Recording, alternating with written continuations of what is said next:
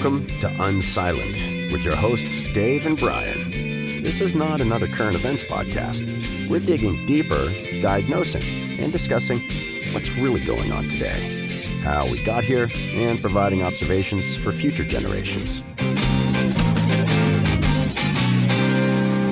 Welcome to Unsilent. We're Brian and Dave. We're hoping you'll let us know where you think we got it right and where we've totally missed the point, which you can do by visiting unsilentpodcast.com. Now, let's get into today's topic. So what do you want to talk about today, Brian? Well, I think we should talk about capitalism and free markets versus wealth distribution. But first, I want to throw a couple things at you and kind of give people listening kind of an idea what goes on behind the scenes here. So, Dave, how would you explain to folks what our show prep process is like? Like, how much of this do we script out in advance, would you say? Well, if advance is like the first 15 or 20 seconds before the show, then that's pretty much what the show prep is looking like. So, like today it was, what do you want to talk? So, I asked the question at the beginning of each cast, what do you want to talk about? We've had maybe half a minute to think about that beforehand. Yeah. So my point with that is I don't want anyone listening to think that we've got these well scripted out. That's not how this works. We might have a couple of notes. You and I have taken turns, of course, jotting notes. Yep. And sometimes people will see us Googling something as we're trying to find something, which sometimes I do fast enough and sometimes I don't. I missed Twisted Sister the other week, a couple episodes ago, and I said the wrong answer. Yeah. So, but point is, these are not scripted. We don't have talking points well mapped out. And that's important for people to know that they are spontaneous. I imagine at some point, one of us or both of us is going to say something pretty dumb that we're going to regret. But that's because we're thinking off the top of our heads. And I think it's important for folks to know that. Right. Next thing I want this just kind of occurred to me in the spirit of, before we get to our topic, in the spirit of this being completely spontaneous. I was thinking today as I was listening to people dodging questions. And in this era, again, speaking to Kenny G, our guy who's a 45-year-old dude in the year 2080 or 2090 or whatever, explaining what this moment feels like. When I was a kid, there was always a certain amount of, and even young adult 20s, 30s, there was always a certain amount of politicians dodging questions. You would ask a question, They would answer a different question that was not asked. They would not answer the correct. And it occurred to me today as that tendency, but back then, they would still also answer direct questions. Like they would give legit straight up, and they might even say yes or no to a question. That was a yes or no question. And as that has diminished, it kind of occurred to me today, I feel like that how I decide who I trust depends on how often they are willing and able to answer yes or no questions. What do you think about that? Do you think that's kind of spot on, or do you think that is too harsh? No, that's exactly spot on. And I think of that all the time. In fact, oftentimes I won't listen to interview shows anymore because I know that if a good question is asked by the interviewer and the interviewee is disinterested in that question or it doesn't go their way, they're not going to answer it anyway. And so it's almost pointless in some of these cases to do that. Everybody has been media trained and has been so well conditioned so that if you ask me a question I don't want to answer, I'm just going to answer with whatever the thing is I really want to say anyway. So I totally agree. I'll just use as a segue to my talking point that I had prepared with my PR department before I got here. Exactly right. It's been tested. It's been group tested, and the full thing is vetted, and even the words and the order I choose them in has been completely vetted, except for some politicians that are spontaneous and say silly things. But that's another topic altogether. Right. And of course, taking this, this thought experiment that I just again popped in my head earlier today.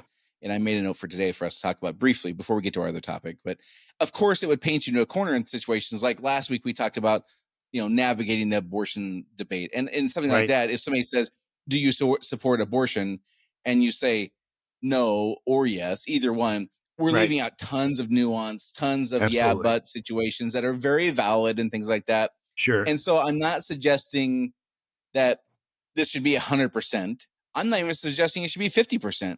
Yeah. But if somebody is doing it 0 or 5 or 10%, I'm going to trust them less than people who can do it 20, 30 or 40% or 60 or 70, obviously. But so my point is, I'm not saying it's got to be an absolute, they should always do this. That's not reasonable. I get that. Does that pass the sniff test though? Or am I being too harsh on these people? No, I think it does. Well, I think that in terms of how people respond, of how interviewees respond, I think people would respect them more if they owned up to some of their less popular opinions or less tested opinions. If there's a difficult question, you say, well, here's the way that I see this. I realize not everybody agrees with this, but this is still here are my valid reasons for thinking of the things this way. I think people respect them more, even the people that disagree with them, because at least you're getting an honest answer in that case. And again, yeah, I don't think you have to answer every question with brutal, here's my I don't think you have to go that far, but at least give me 30%, at least give me 40% of what you really think. I'm specifically thinking of times where people are asked yes or no questions, where and they just are reluctant to. And again, I'm granting that many times it would be political suicide, right, or even conversational suicide to allow that to. I'm granting that. Right. So I'm okay with the idea that they can only do this 30 or 40% of the time or 20% of the time. But there are people who are doing it 0 to 5% of the time. And I think this might be, Dave, where you and I have our first disagreement, because you sound way more optimistic than me about people appreciating that honesty. I think in this world where things are super tribal and video clips are edited down to make the narrative either for or again, make the best or worst case with the 4-second clip or 12-second clip versus the minute and 38-second clip. I think the reason much of the reason we have these crappy politicians and policymakers and people in place is because we are fundamentally lazy in how we approach steering our ship of our country. Well, sure, that's true. I think that's true. But I think, again, you've got to look at and say, in terms of the overall populace and kind of the far ends of each of the spectrums, the far ends of the spectrums are looking for nothing but gotcha questions and gotcha answers. Right. But I think there is a middle section, and maybe that's 20%, maybe that's 30%, that would say, well, I'm not sure about this question, and I appreciate this nuanced answer about this. Maybe a yes, and it has to be to an honest question too, because an honest answer can only be to an honest question. It's kind of like that old thing. Well, have you stopped beating your wife yet? Well, that's yes, it's a yes or no question, but it's not an honest yes or no question. Right. So I think, but I do think I would venture a guess, and I don't think we're going to get a chance to test my theory, but I would venture a guess that if somebody came along who said, look, here's my position, I'm going to own this position. I realize some people disagree, and I'm okay with that. I would guess that there's going to be a significant portion of the population, maybe it's not a majority, but a significant portion of the population that would just say, finally, an honest answer. Even if I disagree with them, it's at least an honest answer. I think that would happen. Yeah. Well, I hope you're right. And for those listening in the future, a key thing that I have noticed now in hindsight that I did not notice as it was happening was the percentage of time people answer yes or no questions is dramatically declining. And in my opinion, that's a signal that we can trust them less because for obvious reasons. Anyhow, I've derailed the conversation long enough. Let's talk about capitalism and free markets versus wealth distribution, which seems to be one of the fundamental things, not just in our country, but globally, that we're kind of at a crossroads here. It kind of feels like that this is one of the major talking points or arguing points, I guess. And I think if you ask somebody in 1980 and 2020 what capitalism is, you would get different answers. If you ask somebody in 1910, you would have different answers than those. It feels to me like we've kind of been on this path where free markets and capitalism has been eroded already. And now we're kind of at a point where it's like we're at a crossroads. Does that feel like an accurate description to you, Dave? Yeah, I think it is, and I think it's a symptom of the broader sort of societal dysfunction. And we've talked about this in other episodes where we've talked about how people view unfairnesses and inequities in society as being just the core evil of society. And if you talk about and for the record, I don't like the word capitalism because it it talks about capital as opposed to initiative, free markets, and that's the word. Now, capitalism is a fine word because it's what everybody. It's shorthand for free markets and for free economic exchange, but I don't like it.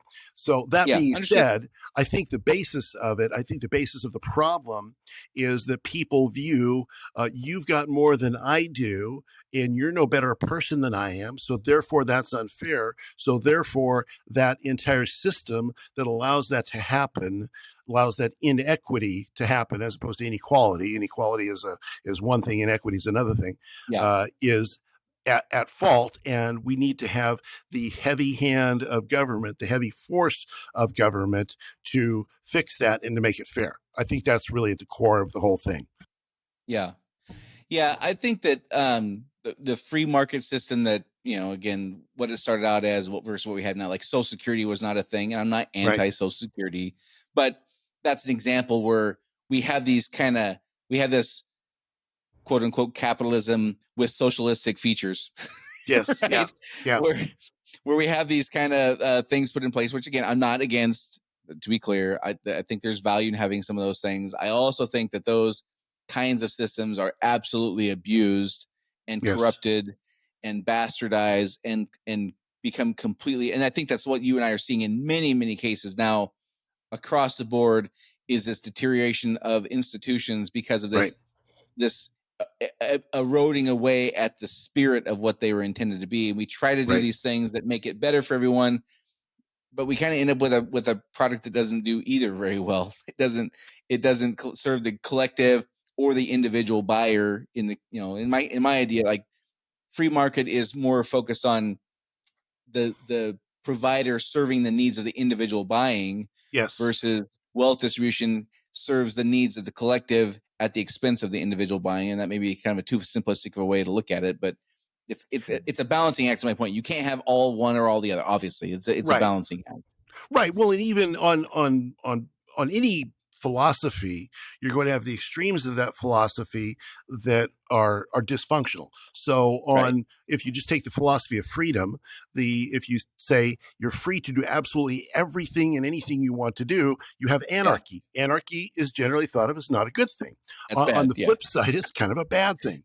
So a certain amount of regulation, a certain amount of restriction is okay. But if you take that then to the extreme and say, well, that government needs to set rents and needs to set the prices for everything and needs to determine every transaction that you and I make as individuals, that then limits human creativity, human productivity. So the value, the most effective place is found maybe not in the exact middle of those two philosophies, but is found in a well-regulated, a lightly regulated, I would say, free market system that allows me to do as much or as little as I want to and receive the rewards of doing as much or as little as I want to, as long as I don't hurt somebody else in the process. That's kind of where the free market ultimately comes down. Yeah, and I think that it comes down to a balance of quality versus safety. Like, yes, the more you regulate things, the lower the quality is going to be. Like, there's just no getting around that. When you have rent control, the quality of the apartments rented goes down. Right. When you don't have rent control, the potential for abuse goes up. So, well, and you also have to look at the role of the regulator. In other words, the genius, and this is one of the things that I would say is the primary argument for a free market system in any place that you can apply this.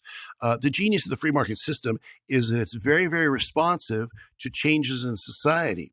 So in other words, something happens that changes the value of something, the free market then increases the value of that thing and people pay more for it because the value is increased. Whereas a system where prices are set, for instance, rents are set or other commodity prices are set, you've got some body of committee that sets those prices, and they are not going to be as in tune with the general populace. So the free market is more in tune with the needs of the people. and with the abilities of the people and with the just the state of society overall, and it's going to be able to respond much faster than any centralized regulator ever could.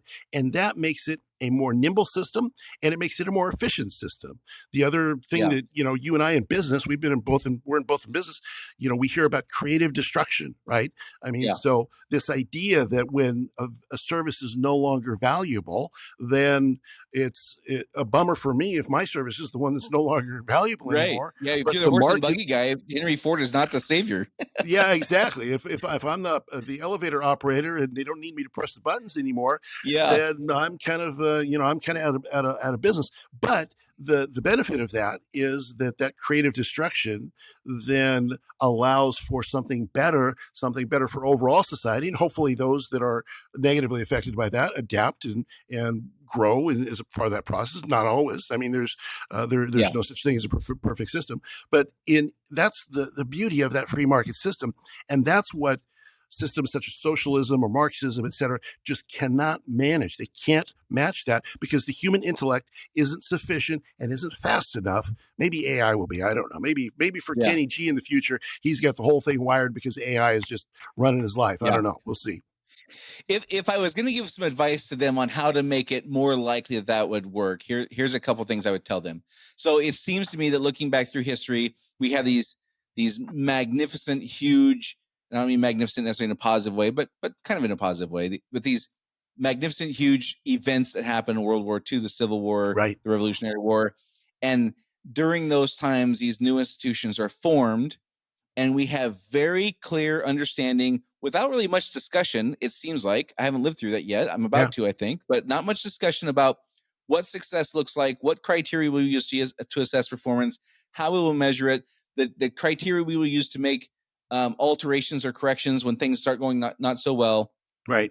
We have this kind of by default, or it's just kind of imposed upon us where we all have this shared vision. And then over the course of years and decades, that we drift, but there's not ever a confirmation of what success looks like, oversight, and like what criteria we'd use to make adjustments, how often we should look at things, and what does it tell? How do we know things are not working anymore?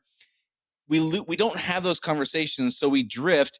And at the same time, the citizens are taking their hands off the steering wheel and relying on the policymakers and lawmakers and politicians who have taken their hands off the wheel and are giving it to the bureaucrats. And the bureaucrats have all this power, and they do what's best for them.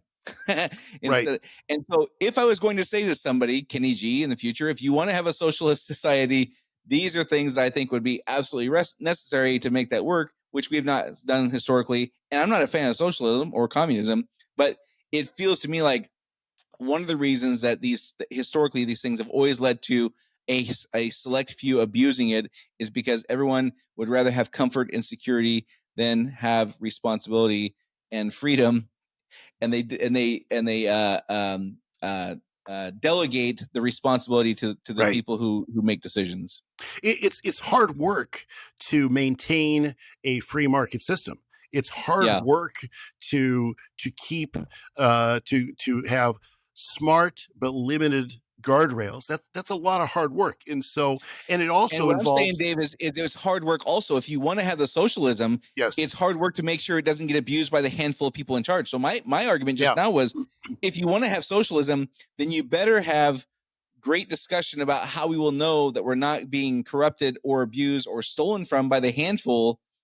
And the same applies for the capitalism. Like, I think that the reason these things don't work, either one, is they turn into abuse because we get lazy and the policy and lawmakers get lazy and the bureaucrats have all the power.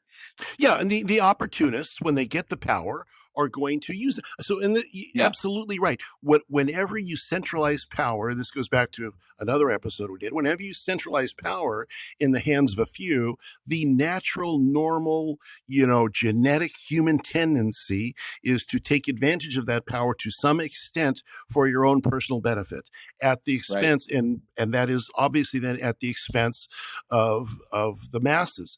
And so the idea that you can have centralized committees and subcommittees and all of this stuff, and you can maintain as free and open and just and fair society as you can when society is in some ways takes care of itself. Doesn't, it's not, left to it's not anarchy. It's not taking care of itself that far. But when Yeah. society says we no longer value this, so we're no longer buying this, and therefore the people that sell this are no longer going to be able to sell this. When you take that away, when you take that power away from people and centralize it with some other people, they are naturally going to be tempted to abuse that. And and history is just full of that over and over and over. That's the beauty of the free market, is it's more self-regulating. It keeps evil in check. Well, in my opinion, socialism works with human nature in a negative way, and the free markets work with human nature in a positive way. And here's what I mean by that: we are selfish creatures. There's no getting around that. We are hardwired to look out for me, number one, first, and then maybe my spouse and my children, and then things fall off pretty quickly after that. And my neighbors and my town and my state but by the time you get to the country, it's barely a thought. We are selfish creatures. Mm-hmm. So when you have people put in charge who get to make regulation, it's inevitable without tremendous oversight from people, the populace, I would imagine. Without tremendous oversight, they're going to subconsciously and consciously, right or wrong, fair or not fair, this is how we're wired, they're going to do things in their best interest. Where in the free markets, their best interest is to make the customer happy by providing a superior product for a lower price. Because if they don't, the guy next to him will. Exactly. Well, and this is where some of the arguments against what we call capitalism today are that, well, it doesn't work very well because there's centralized power in big corporations, or centralized power in other places. And my response to that is that there's a difference between the free market and crony capitalism. So I think it's important to recognize that there is such a thing as people that accumulate a great amount of power and wealth and use that to shut out other people. And you can see this even in corporations that are predatorily buying other corporations just to keep their product from coming out, so you can provide an inferior product for a superior price for a long period of time. So and this is where the regulatory, there is a valid regulatory function that can be vested in government to prevent the free market from being abused, to prevent it from being overwhelmed by those that have concentrated power in themselves or at the government. Yeah, I agree. And one of the things that I've seen in my lifetime, and certainly I imagine you have in yours, is back when our Constitution was written, countries were the most powerful entities or organizations or whatever on the planet.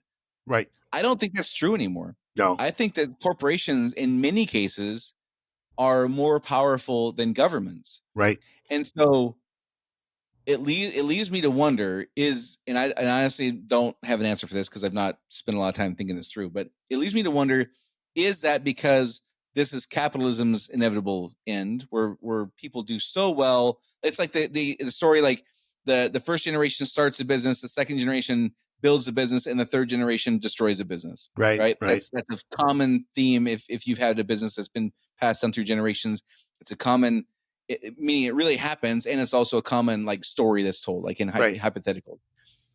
Is that are what we seeing the version of free markets, that inevitably when you do so well, you are so smart with how you take advantage of situations, and I don't mean like abusively, but you see opportunities and you seize them, and the companies become so big and powerful because they made really good choices, they provided great products.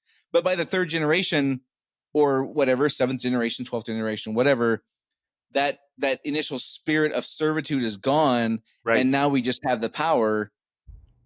Or is this what we're seeing, where these corporations are having such amounts of power and control and success because the regulatory has benefited people who they are friends with, who happen to run their own piece of these companies, and the regulators are making decisions that are giving these companies more power Which do you think it is, or is it just all that stuff? It's Yes, both. and like I think it's both. I think so. On one hand, I think there is a legitimate government role, for instance, to regulate monopolies, because a yeah, monopoly, the Sherman Antitrust Act. I'm not, there is a valid government role in saying if you've accumulated too much power for whatever reason, too much market authority, you can use that to crush the market, and that's a bad thing. So that's where, yeah, again, I'm not in favor of completely unregulated capitalism.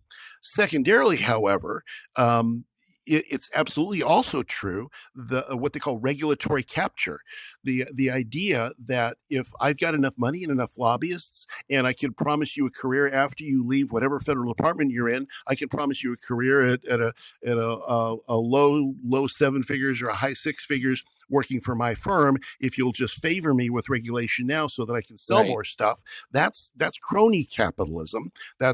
That is, again, something that from my perspective is a violation of, it's a perversion of the market. It's a perversion of the free market, and it's bad for So how do you prevent competition. that, Dave? How do we stop that? Well, so two things. One of them is if the administrative state does not have overwhelming power as it has today, then there's going to be less of that happening, because if you concentrate power someplace, then those that want that power are going to go there and spend lots of money and lots of effort and lots of attention to get that. If it's a small nut, if it's a small prize, if the administrative state doesn't have that much power, it's got the power to regulate monopolies, to make sure that doesn't get out of control, but that's about it. And there's certain other regulatory functions that are performed. But if the prize is very small, then in that case, you're not going to have the temptation. You're not going to have the people going and spending all their money to capture that, because they can't gain control that way. So Yeah, because we vested so much power over here, and it's the same thing with politics. We've vested so much power. You got to have $1 billion in this age. Hopefully by Kenny G's time, it's not so completely crazy, but you've got to have $1 billion to run a presidential campaign or some ridiculous amount of money yeah, like that. That is again a perversion. You've invested so much in the crown, if you will, that there's no way to get away from it being perverting of the market. yeah. I think that there's so many levels of intertwinement with this between policymakers, bureaucrats, administrators, lobbyists, big Yeah, firms. It's just I don't know I don't know that I would ever really be able to comprehend it. And what I'm about to say is going to sound like a shock. Will probably sound like a shock to people who, when they find out that my primary job right now is helping people build businesses that are saleable assets. Like I'm a huge fan of building a company. That's what I help sure. people do for a Yeah, living. And I think there's got to be a point in which corporations are not allowed to have a voice in politics. right. And I don't know how to even quantify that. I don't even know what the mechanics would look like. But to me, the abuse is not just in the size of the company and the amount of influence it has over the industry, but the size of the company and the amount of influence it has over how a country, or countries plural, Sure, are operated. sure. And they do that by having hundreds of millions of dollars in some cases, or just tens or just millions of dollars of people in front of politicians every day, Right, every week, dinners and gifts and like all and there's gifts that are legal and there's gifts that are not. I get all right, that stuff, but the small companies don't have a chance to compete. And right. I do think that that's an area where it's not just a monopoly in that you have over 50% of the market share as a technical definition of a monopoly, but it's a monopoly in how countries are run. And that Sure. feels like a massive problem that has got to be solved and will in one way or the other. There's no way we're going to get around it. Well, you remember Eisenhower's departing speech. Well, you don't remember it. You Yeah. and I are too young for Yeah. that, Yeah. but You might Eisenhower. remember it, but I don't remember it. Oh yeah, I'm back at you, brother. So his departing speech, he warned about, and this has been overused and used too many Yeah. times in different places, but there's still some validity here. This idea of the military-industrial complex, the idea that Right. that there is so much money being spent in military that then they and I am a staunch supporter of national defense. I'm a staunch supporter Sure. of military spending, because the first reason the governments exist in the first place is to protect us from bad guys who want to invade. Yep. But still, when you have so much money in that space that those people can then control, or not control necessarily, but influence heavily what goes on in political decision making, then you have again crony capitalism. So Yeah. how can you deal with that? Well, one of the things that there's been proposals to say that those that are in decision-making roles when they retire from government have some moratorium before they can go to work for anybody that they regulated. 10 years, Yeah. 10 years. So Yeah. that seems to me to be a reasonable regulatory place to be. Right. You can, and you know that that whole system it's going to be hard to get that to happen, because nobody wants to kill their cash cow. You go from being Dave, are you insinuating that people are counting on this as part of their retirement? Is that what you're insinuating? Here's not about current events, but here's one of the things that I heard somebody say recently, and that is there's nothing wrong with having money, becoming rich, and getting into politics. There is something wrong with getting into politics to become rich. Yeah, I agree with that 100%. The in current times, you can watch. There's a again, not getting current events, but in this case, it's there's a Nancy Pelosi stock trading website that tracks her stocks, because she's done a remarkable job of getting rich in a couple of decades. Right, And she's not the only one. There's many examples of people who come in and they make $127,000 a year, 148,000 or 178 or whatever the number is now per year. But over the course of 15 years, they amass multiple tens of millions of dollars. In Yeah, wealth. exactly. Yeah. How did that happen? No, and that's I think that's where that happens. And then even on a one level down from that, this idea that you can work in the administrative state and then move from the administrative state over to private industry doing the same thing. And now you've got all the connections in from the people who are spending millions of dollars. And the laws that were written that left little variances here and little loopholes there that other people wouldn't be privy to. Yeah, and those things, of course, for the company are valuable. And it's easy enough to exploit these things. I'll give a practical example from my own experience. In a lot of my career, I spent in selling to education, to K-12 and higher education, and most of the bids that we were successful in winning in I won't talk about the major company that I worked for. We helped write those bids. Now, we did a good job. I think we did a good job of selling them on the benefits of our product. But when the bids get written, then, and people will say, well, there's bid laws to protect against crony capitalism. No, there's not. Bid laws don't protect against crony capitalism. That's not the way it works. So you have to have a system in which there is the free competition of products and ideas and services, et cetera. But you also have to have one where you are preventing the abuse of power. And the other way you do that, frankly, is you defund the government to a great extent. If you have a small, not very well funded government, then the money that's going to change hands is not going to be significant enough to, and it gets back to human nature, right? What you said earlier, we're essentially selfish. I mean, even when we have the best of intentions, there's a part of us that's like, well, I can take advantage of the situation to make money. That's just human nature. You had to, because if you weren't, you were eaten by the saber-toothed lion. That's how it works. Survival of the fittest, social Darwinism, if you want to call it that. That's exactly right. So I think we have to have a system where it maximizes the freedom of people and the freedom of products and services and companies to introduce new things in the market. We got to get rid of too big to fail. That's a problem. There's nobody who's too big to fail. They shouldn't be. Well, they shouldn't be. Yeah, they shouldn't be. Yeah. And then we have to defund, keep the government small enough. That is by definition then a freer market than we have today. But hopefully Kenny G will have that in the future. Yeah, one of the things, switching gears a little bit and talking about the wealth distribution angle, one of the things that I noticed, which again, hopefully will be fixed by the time Kenny G hears this, but I imagine by then they'll be having their own version of these kinds of problems. Oh yeah. Which and that is that the idea is that we're going to take from the wealthy people and give to the poor people. That's the Right. idea. However, it's not.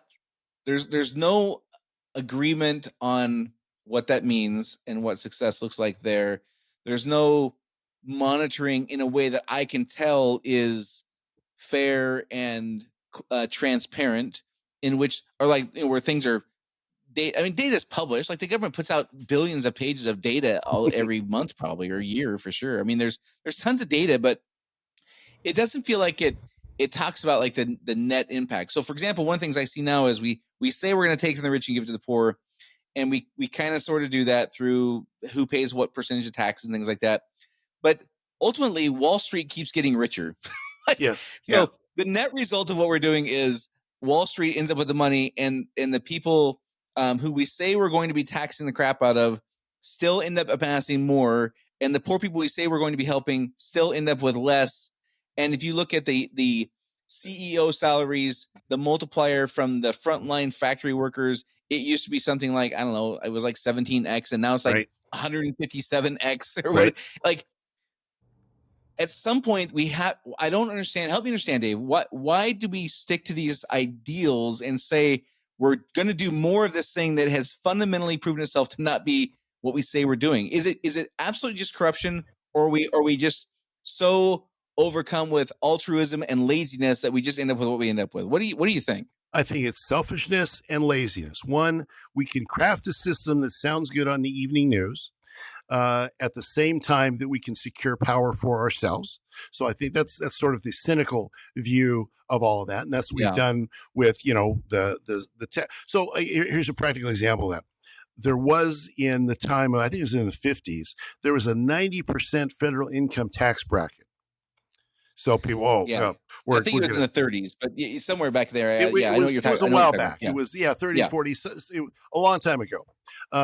So there was this high tax bracket, but guess who paid it? Nobody paid it.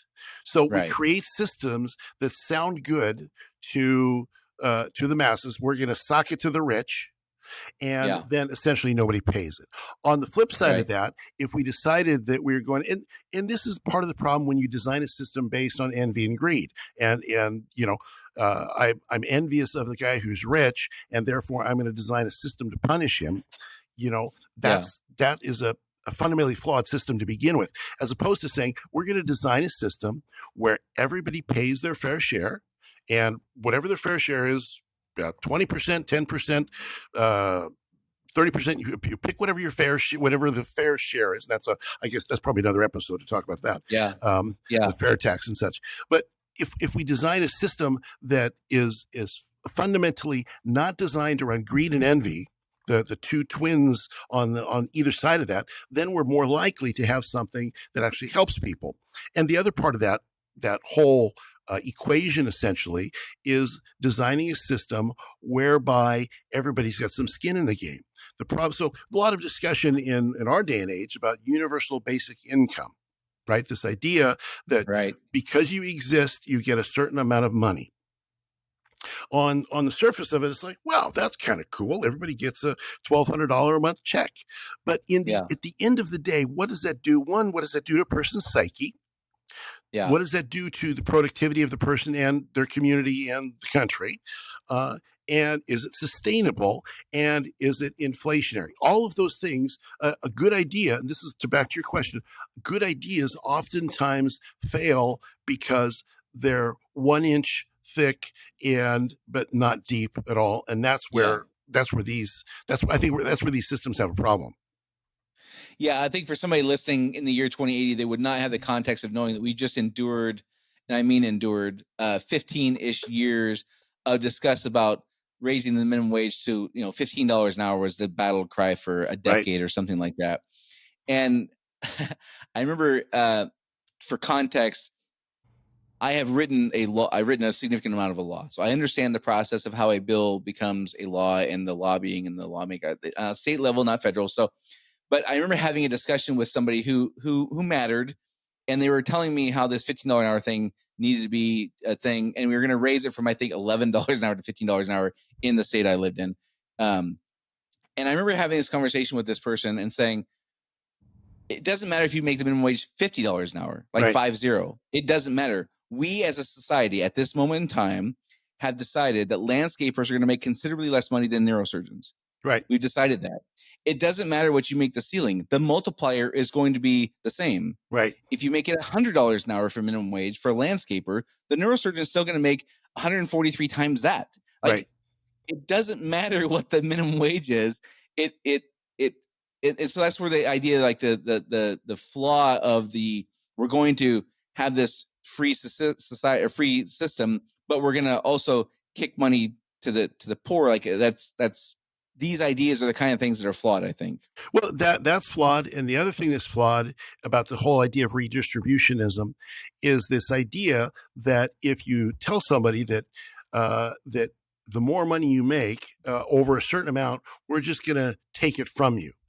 Well, okay, then I'm not going to bother making any more money after a certain point because you're just going to take it from me anyway. So the people that you're giving it to aren't going to have as much money anyway. So it's really self-defeating, and you end up deflating the entire economic productivity of the entire country, of the entire system as a result of that. That happens in all of these 1 inch thick, no depth to them kinds of responses. Yeah. What have you, like, what's it felt like for you over the last 20 years? Is this, as we've kind of migrated away from what it was, in 2002, 2007, to kind of the argument now where it feels like we're unhappy with people who do well, successful, but we're not unhappy with the people who are clearly abusing things, like these big time CEOs who are in charge of these massive companies that are literally more powerful than maybe all countries in some cases. Like there could be a couple of companies that I would say maybe more powerful than not combined, but any one country. We don't seem to be angry with them on the street level. We kind of know that it's not fair. We are angry with the people, it feels like to me, who are closer to us in our community, who've done well, who clearly have not abused people in the same way. Am I off track there, do you think, or you think that's close? Well, no, I think it's true. And I think it's also, there's sort of a dichotomy that goes on there, because on one side, we're unhappy with the people that are the super wealthy. And on the other side, we spend all of our time looking at what they're doing on their yachts and looking at what their vacations are and all of the celebrity worship of all these people. I mean, people get married and divorced every day across the country, but we pay attention to who has a lot of money and does this, and we also don't stop using their products either. we still love all the things they produce, but so there's sort of a period dysfunction there, if you will, we have both of those things going on simultaneously. Yeah. It reminds me of a story by Yakov Smirnov, who was a comedian in the 80s, for those who don't know. And he migrated or immigrated here from Russia, USSR back then. But the story was, the town, whoever the bureaucrat was in charge of the town, said, hey, we're having a meeting. We're explaining what the policy is. If you have two houses, the new law is that you have to share one of the houses with the community. And everybody said, oh yeah, that's great. Of course, no problem. And if you have two cars, then the rule is you have to share the second car with the community. Oh yeah, no problem. And if you have two chickens, you have to share the second chicken with the community. And everybody, whoa, stop. And the reason they were mad is because they had two chickens. Right. They did not have two cars. They did not have two houses. But they were, and the way he sells it, of course, is 100 times better than I would tell it. But it kind of feels like that with this, where the ultra wealthy billionaires are in a different league, in a different planet. We see, like you said, we see their yachts and things like that, but it's so unattainable for the average. They don't care. But the person that lives 4 miles from them, who has a house worth 4 or 5 times as much as theirs, that feels more in the realm of reach and maybe more obtainable to get a piece of that. Maybe it just feels like the anger in this moment is misplaced by people who are in some cases truly suffering and other cases just envious. Well, and see, okay, you just hit the word. That's the word. The question is envy. So, can you advance a society based on envy? And I say the answer is no. You can advance a society and you can help people to do better based on compassion and aspiration. So if you think about it, if you know the to go way back, Jesus said you're always going to have the poor with you. This is Right. poverty. And he wasn't saying poverty is good, but he said, look, hey, Yeah. there's always going to be poverty It's a because thing. this is Yeah. it's part of the human condition. And Right. and what do you do about that? What you do about that is you treat it with compassion. You help the poor. You do what you can to help the poor. And now that is also a demand of the individual more than it is a demand of any centralized authority, right? It's each of us are responsible to be compassionate people under whatever system of faith or non-faith that people have. We're responsible Yeah. to be compassionate to other people, and that's how you really deal with a lot of them.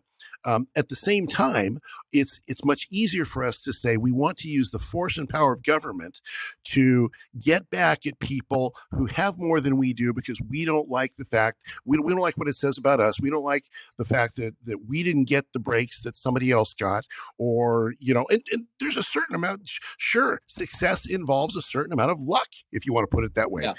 People 100%. born at the right time get the I don't think in our current society it's so much what you inherit. Not that many people inherit wealth. Most wealth these days is created by building a business or doing things that in your career that make sense.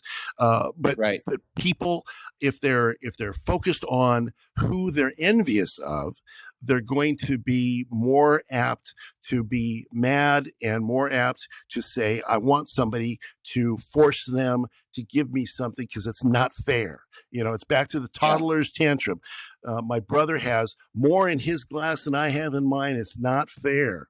Yeah. That's where I it comes from. I think that we can work with the envy thing if we show people the path to scratching that itch is by serving others, which again, Yes. free market is supposed to do. Yes. In theory, the way you get, George Carlin had a whole bit on this also in the 80s, 90s. Like the way you get the thing that your neighbor has that you want so badly is by developing a better thing and Right. making the client choose your thing over somebody else's. Exactly And right.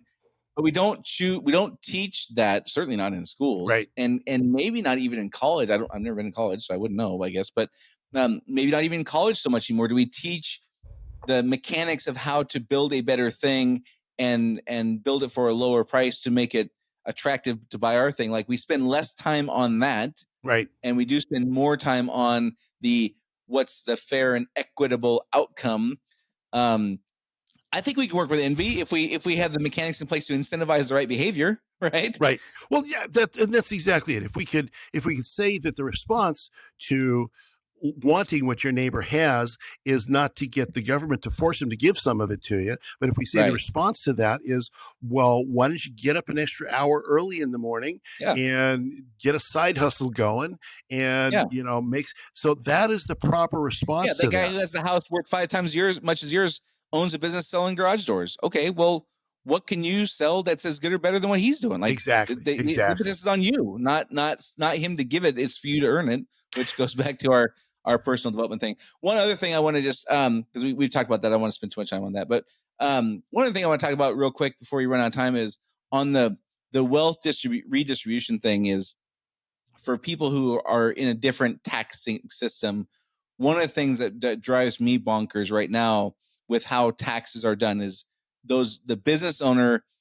You can have a business owner who's making $100,000 a year in income. That business owner has to write checks quarterly, most often, personal checks from their personal checking account to pay their tax. Right. You could have an IT employee who's making $300,000 a year, much more than the business owner, but that tax is automatically withheld from their paycheck. It's out of sight, out of mind. Clever. And that develops an entirely different relationship with the tax. Exactly. Regardless of how much dollars it is, the percentage of income feels dramatically different because of the relationship with the thing. Just like the 401k that we have now, the retirement savings are taken out. And the whole selling point is it's out of sight, out of mind. You never see it. You never miss it. Same thing happens with the tax, except for the business owners. They could make less money and pay less tax, but they feel a much stronger level of concern, I guess you'll say, maybe instead of Sure. resentment or frustration, for the tax because of the mechanics of how we do it. Why do we do this? Why do we do this why do we set this system up to make it that disparate impact on how we pay taxes and the relationship we have with it? Because otherwise we wouldn't get we get half the tax revenue we already get. I mean, really bottom line, right? I mean, so because you just identified it, right? This idea that a lot of people, they look forward to April 15th. That's when we in this age get, pay our taxes because the government sends them money. The government never sends you any money. We get a refund. Woo! Yeah, I get my own money back that I loaned the government for a year at no interest. Yeah. So, really the bottom, that's why I say it's a clever, the part of me that is, well, it's not conspiratorial, but it's this idea that if the government made us write checks every month for the amount of taxes we owed, or every quarter for the taxes that we owed, and we had to send it in, there would be less money concentrated in the centers in the government halls of power, because people would say, I am paying a lot of money out of my hard-earned money. It's really people. We have a sense of the amount of work that we do and how hard the work is that we do. We don't have a sense of how hard it is that anybody else works, especially the rich people. They must just sit around on their pillows collecting cash as it comes in the door, like Scrooge McDuck or something. Of course. So, but that's really why. I mean, because it's a clever scheme to make it easier to not pay attention to the money that you're sending to the government. It goes back to one of the themes that we've talked about a couple times. I'm sure we're going to talk about many times, is not feeling the pain of the consequences of our decisions. Is, in my opinion, what drives all this. I would put, if they made me the czar of the country, because I could never get elected. There's no question about that. If they someday made me the czar of the country, I think one of the first three things I would do is go back. I would eliminate tax withholding from paychecks. Yes. And I would go back to, people have to write the check every 2 weeks when they get paid, or once a month, or once a quarter, whatever. Right. We have to, in order to value what we're buying, we have to experience I don't want to say pain isn't the right word necessarily, but I guess kind of pain is the right word. The pain, the investment. Thank you. Great word. The investment of buying the thing we want, no different than we do with the gas station. Right. No different than we do with our groceries. We see the deduction from our checking account. And if we're going to do it for some people, in the world where we're talking about disparate impacts and how we want the same equity for everybody, and why don't we develop the same relationship with taxes, and there'd be a whole lot less bickering? It would be honest. I'm going to go on the record, Dave, and say that I believe in the next 15 years, we're either going to go in a more socialistic direction, or we are going to go back to people writing checks for, or having to go through the mechanics of paying the government the taxes rather than withholdings, because it came out like 1933, I think. Right. And the guy who developed it, like within 2 years, went on the record and say it was the worst thing he ever did. Terrible idea. Yeah, because he sold this. It's almost a Ponzi scheme. It's sort of like a Ponzi scheme. But he legitimately regretted it. If I remember the story right, like he developed this idea, we put it in place, and immediately he was like, "Oh crap, what have I done?" Pandora's box. Because it centralizes power in the hands of others, and it really it created this whole system that we're in. Well, and see, this is back to the word I used a minute ago: investment. If we did what you're saying, and I hope that's the way it goes, if we did what you're saying, then we would be more apt to call our local politician or national politician and say, look, Mr. President, Miss President, whatever, I just sent you a check for $75 out of this paycheck. I want to know what my investment is buying me. That we would create accountability from our politicians. And if the politician at that point said, back to our discussion of poverty, if said, well, we're going to send $25 of that to support people that are unable to support themselves for true reasons, for real reasons. We're going to send 10 of it to protect the country. If we had that kind of breakdown, my word, talk about an efficient system. Talk about an efficient society at that point. We would accomplish more, and there would be more fairness and more equality across the board. Well, there would certainly be more accountability. The other thing I would say with this particular issue, and I'm going to get the story wrong. I'm going to tell it the best I can. A friend of mine had a conversation with one of his children a couple years ago about this kind of redistribution of stuff, and the child was making the point to my friend that what's the big deal if people get some money? It's the government's giving them money. And my friend said, legitimate question, not being snarky, not being, at least the way he told the story, he was not being rude or snarky or trying to belittle his child, like who he loves, presumably, right? Said, where's the government's money come from? And the kid had to think about it. Like, it wasn't an automatic, like, of course the money comes from my dollars. It took a few minutes for that thought process to work itself through. And then an hour later, the child had a completely different perspective on how much money should be doled out to the people in whatever circumstance that they were talking about. Now, again, I'm not anti helping people out. Of course, there should be some kind of parachute for people who are in bad situations. Right. But for us to get to a point where people are not even aware of where government money comes from. Right. I hope that this is something that we resolve soon, because I don't, in a world where that gets worse instead of better, I don't see any kind of positive outcome. Well, it's going to get resolved because you can't create some law of physics, right? You cannot create something from nothing. Nothing does not produce something. Right. Something produces something. So government, and that applies. Yeah. People don't realize that economics have laws associated with them, just like anything else. You cannot create. Money is just a value. It's representation of value, and you can't create money from nothing at all for very long. You can do it for a short period of time. You can do it for a little while until people start realizing there's no value here. And then at that point, the whole system comes crashing down around you. So at some point, that's going to happen.